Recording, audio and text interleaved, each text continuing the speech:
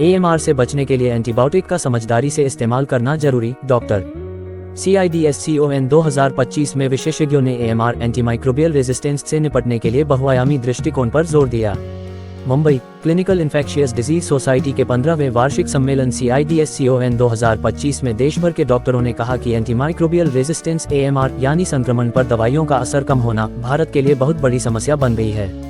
इसे रोकने के लिए डॉक्टरों ने एंटीबायोटिक का सही और सीमित उपयोग करने की सलाह दी। इस सम्मेलन में clinical infectious disease society CIDS के सचिव doctor Vasant Nagvekar, infectious disease specialist CMC Vellore के doctor George Varghese, infectious disease specialist वैज्ञानिक अध्यक्ष doctor Rajeev Soman, clinical infectious disease society CIDS के सह संगठन सचिव डॉक्टर परीक्षित प्रयाग, सह संगठन सचिव सीड्स डॉक्टर अश्विनी तयारे, कोषाध्यक्ष सीड्स डॉक्टर आयशा सुनावाला, सह संगठन अध्यक्ष सीड्स डॉक्टर तनु सिंगल, संगठन सचिव CIDS doctor Shailendra Hodgar, ID consultant Lilavati, doctor V Balaji CMC Vellore, doctor Kamini Walia, senior scientist ICMR और डॉक्टर सुब्रमण्यन, उपाध्यक्ष सीड्स शामिल थे।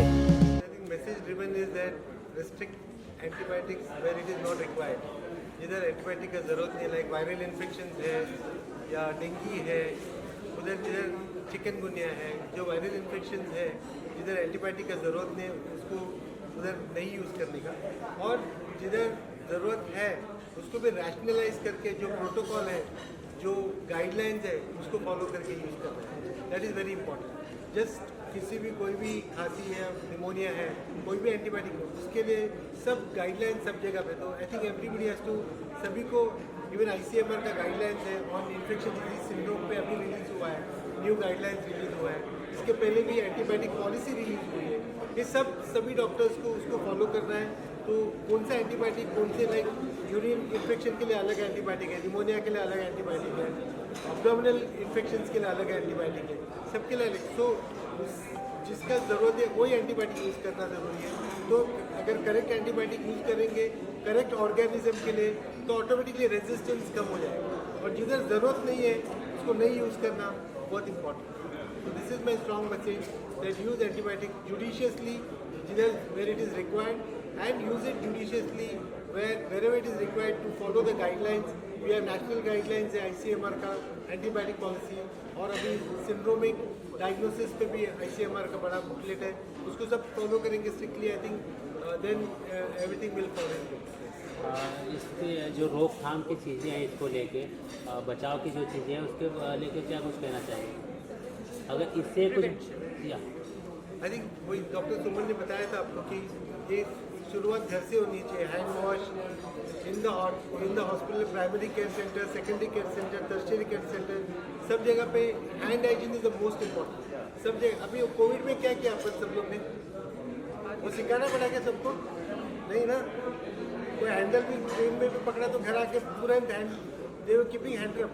सो why not, it has to be a protocol everybody. तो इसके लिए मीनिंग ये तो कोई डॉक्टर ने नहीं सिखाया था, सब general. So it is a general infection control policy should start from home and of course to reach the tertiary.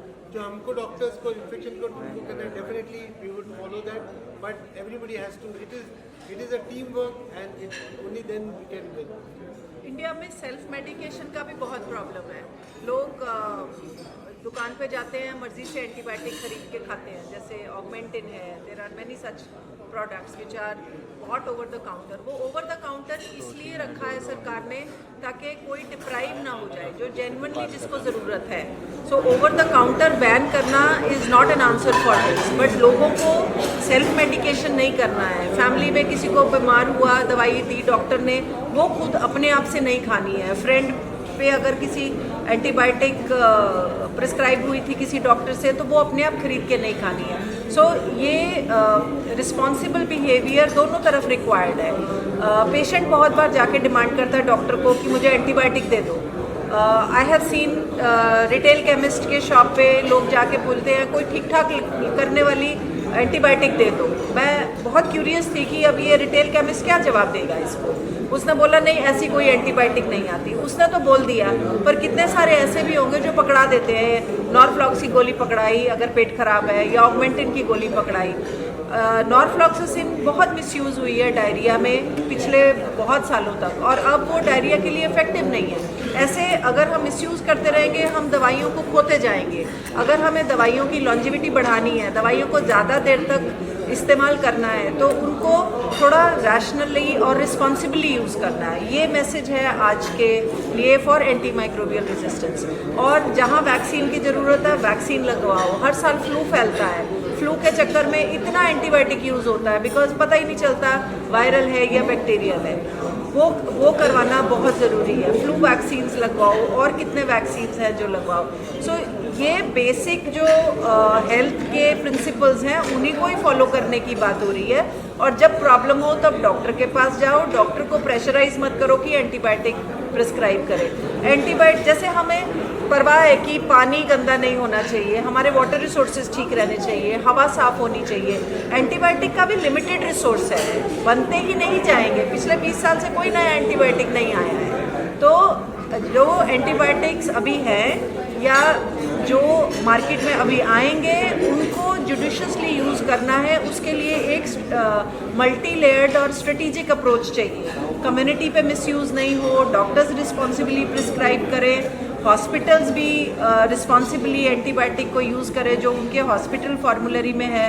और जो antibiotics which are meant for treating very serious infections उनको और भी सोने चांदी की तरह प्रिजर्व करना है या ट्रीट करना है। लाइक सिंपल सर्दी खांसी जो होती है more than 90% it is viral. मैं आप लोग को पूछना चाहता, आप लोग कितनी बार एजिथ्राल ले लिया ओवर द काउंटर? 3 दिन के लिए ले रहे हैं ना हम लोग, सभी लोग ले रहे हैं। फिर यही इसको रोकना है कि जस्ट अपना खुद से काउंटर पे नहीं लेके जाके ले रहे हैं। दूसरा है कि spitting is on the road so common. ये किसका है? ये किसका है? Should the government do this? No. Should the BMC do this? No. It is our personal responsibility to do all this hygiene. ये इधर से ही तब शुरू होती है। तो शुरुआत अपने से करिए, फिर डेफिनेटली आगे तक भी cleanliness is most important, sanitation is most important. I think that is the crux to the infection control practice. Thank you so much.